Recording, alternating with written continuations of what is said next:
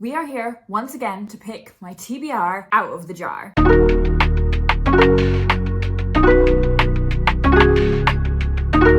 So today I'm going to be picking my September TBR. I've spoken at length on multiple occasions about the varying degrees of success that I have had with this reading challenge, prompt, experiment. And the most eagle-eyed amongst you will have probably noticed that in most months I don't read all 5 books that I pick out of my TBR jar. But I still think, nonetheless, I definitely end up picking like 3 or 4 up. Some months I have read all 5. And I'm going to keep doing it because 1, I think it's a lot of fun. And 2, it does make me look at my TBR in a slightly different way. It does make me look at my shelves in a slightly different way. It draws me to books that maybe otherwise I might have forgotten to read, but it also highlights to me if I do end up picking something and I have this clear reason and prompt to read it and I still don't, what does it say about that book being on my TBR? Like, do I really want to read that book? And I just want to give this like a full year's worth of data to like analyze the success of it. Anyways, I'm going to start picking out prompts from the jar. As always, the jar needs a little stir. Prompt number 1, a face on the cover. So last month we had a lot of prompts that were based around like things being on the cover. So we have another one here. Number 2, second shelf. So pick a book from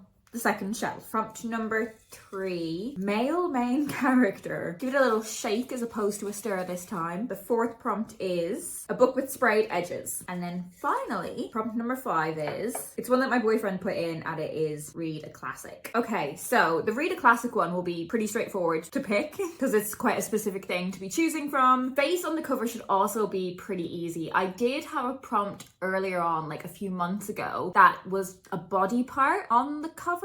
And when I picked that one out, I was thinking like, I guess anything that has a person on it would work for this. I am going to try and get a book where like the face is quite a central part of the cover, but if not, I guess anything that has a person on it will work. A male main character, my options will be limited. A book with sprayed edges, pretty straightforward. And again, kind of like a limited amount of things for me to pick from. Second shelf will be a book from this shelf here. And what's interesting about this is that when I first created all of the prompts that were going into the jar, my books were arranged differently. So there was adult books on all of this shelf and I've now swapped them over, so it's all kids and young adult books on this shelf. So I will definitely be picking something for younger readers for this one. So why don't we start with that one?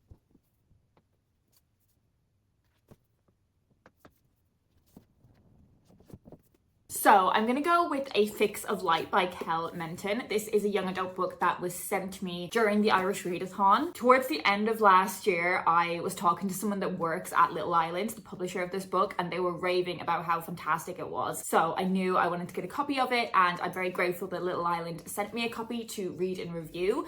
So I'm really excited to read this one in September. Let's go for male main character, because like that will be quite limited.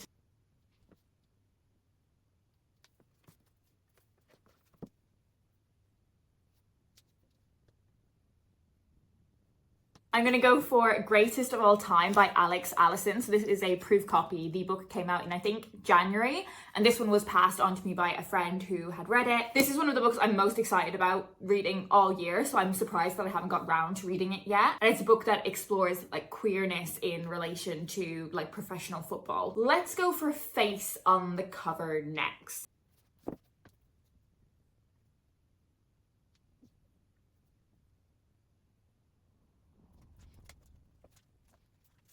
I definitely wanted to pick a book where the face was quite a prominent part of the cover. Like I didn't want to rely on that thing of if there's a person on the cover, they've got a face. So I've gone for The Friend Zone Experiment by Zen Cho, where the face takes up most of the cover. And I think this is just going to be a really fun, like romance read. Okay, let's go for Sprayed Edges next. So normally I don't like to double up on like the types of book that I include. I've already got like a romancy read. I've already got a YA. Maybe I could do a slightly younger, like I could do like a middle grade book. Let's just go have a look.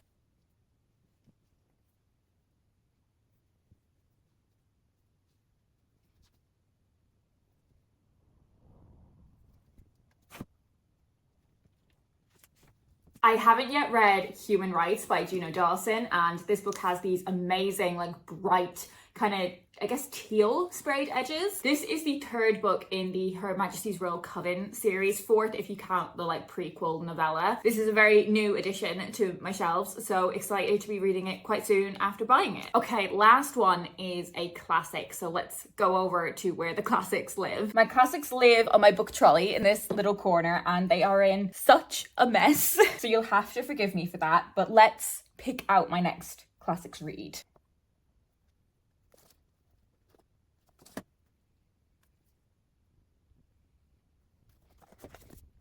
Trying to resist the temptation to just pick like the shortest one I have, I'm gonna go with Tender is the Night by F. Scott Fitzgerald. So I read The Great Gatsby many years ago. I really enjoyed The Great Gatsby, and my love for it was kind of reignited earlier this year when I saw The Great Gatsby musical. So I'm intrigued to see what I make of Tender is the Night and a return to this author's writing. So there we have it. That is my September TBR picked out. So we've got like a witchy fantasy novel. We've got a fun romance, a contemporary queer story, a young adult book, and we also have a classic. Let me know if you've read any of these books. Did you like them? Do you think I'm gonna like them? And if you want to let me know you're here but you don't have anything in particular to say, what emoji should I get you to leave me? If there's like a sunglasses emoji, can you leave me some sunglasses? Because that's quite a prominent part of the face of this main character. That is it for me today. I hope you're doing well, and I'll speak to you in my next video.